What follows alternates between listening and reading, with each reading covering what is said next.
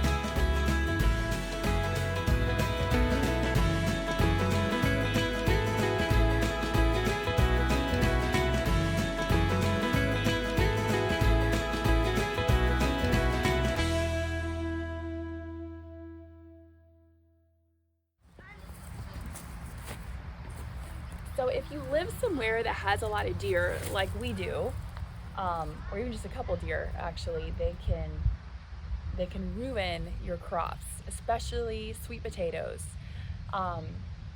They love to eat the leaves, and if they get to them, really early in the season, you're not gonna have any sweet potatoes at all, because obviously the plant can't make energy without leaves. So it's just, there's a couple brands on the market. This is Deer-X. I buy this mesh, and what I do is I make like a makeshift little deer fence around my potato patch, and I've already taken it down, or I would show you. And I use, where are they? These little, just bamboo stakes. And then I use these clips that I get on Amazon to secure this to the stake. And it works really, really well. Obviously a deer could go right through it, but when they touch it, they touch the net with their nose, it spooks them and they take off. I also use it around my rose garden. I use it around the rest of my vegetables in my big garden. It's a great alternative until you can buy, fence in the whole area with a proper deer fence, which can cost $6,000 to $7,000 depending on how big of a garden you have. So I use these, they work great. Deer-X, I'm telling you, it's a really, really great option to keep your vegetables safe. And here we have Miss Little Adeline Rose. This is how you garden with a baby. She is just hanging out, taking a nap, or was taking a nap underneath the peach tree.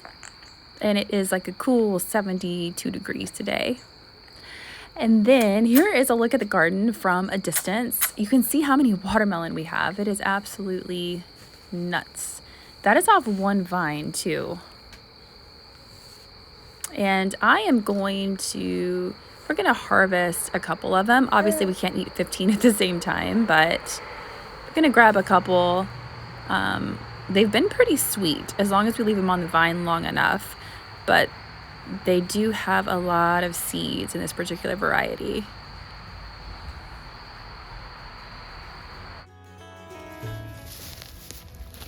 These are those little clips I was talking about that they have on Amazon. Forget the barrel size, but I will put them in the description. They are awesome. And, you know, if you want to build a deer fence or something to keep your deer out of your big vegetable garden, I mean, it can be $6,000 to do that. While you're saving for that, or whatever your plan might be, just using those bamboo stakes and that Deer X mesh and these, I mean, they work. So it's a great option. And also, these are my favorite gloves. They're also just, you can't beat them. I've tried a lot of different brands on Amazon. These are my favorite. They don't dry my hands out like some of the other leather gloves do. They're great for rose gardening. They're great for if you work around fire ants like we do. We have practically like a fire ant farm here. We have so many freaking fire ants. It is wild. They help with that definitely. And then if I'm using water or my hands are going to be getting wet, I'll use rubber gloves because these will definitely, these are permeable. They're not going to work if you're doing something like that. But great investment. And I move a lot of rocks. I mean, the way that we garden on this property, it's like extreme gardening, okay? This property, when we moved in almost 3 years ago, just was covered in poison ivy, fire ants, you name it. It was everywhere in every flower bed. And we've cleared it all, you know, little by little on our own. Actually, we did most of it the first couple months we were here, but we've steadily been building and adding on and just making it our own and learning a ton along the way. So anyway, I'm gonna get back to getting these sweet potatoes out of the bags. And just like that, the potato patch is totally bare and we're all done with the harvest. So I think we definitely had a little bit bigger of a harvest last year, but I'm still pretty happy with what we got. I'm excited to see how we do next year, but these are definitely gonna be yummy this winter. So when you harvest these guys, you don't wanna wash them, you just wanna brush the dirt off and then keep them in a cardboard box. You want them to cure for 6 to 7 days with, you know, a good, like 80% humidity would actually work fine, around 85 degrees. You just want them to cure and then they will keep for a long time, 6 months. We've even had them go into the next summer. So these guys are pretty awesome. That's it, guys. Hit that subscribe button and give us a thumbs up and we will see you next time.